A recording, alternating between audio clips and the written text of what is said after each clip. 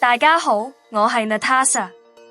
喺呢段影片入面，我哋要介紹嘅係 Yessi Morales， 一位住喺哥倫比亞嘅健身同營養導師。憑住每日堅持不懈嘅訓練同埋專注投入，佢成功打造出令人讚嘆嘅身形。靠住集中精神、自律同埋極高嘅動力，佢而家喺 Instagram 上面已經有超過30萬個粉絲。佢唔單止分享自己嘅進步過程，仲經常展示佢學生啲令人難以置信嘅變化，帶俾大家滿滿嘅激勵同鼓舞。經過超過10年咁長時間嘅努力，佢累積咗豐富嘅經驗同知識，可以有效咁幫助其他人達成佢哋嘅健身目標。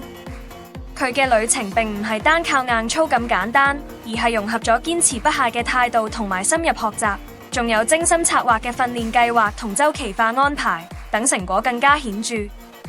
喺2年前，佢決定進一步集中火力去雕塑佢後側肌肉，特登加強做針對性同進階嘅訓練。結果點啊？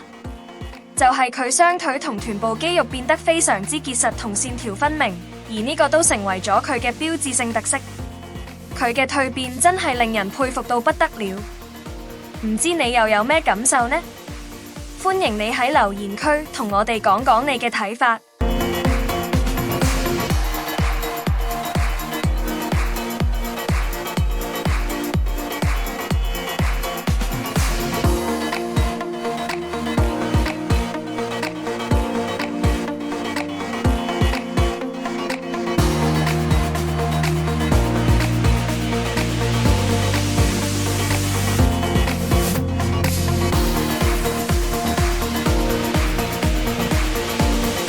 我哋好期待聽到你嘅聲音啊！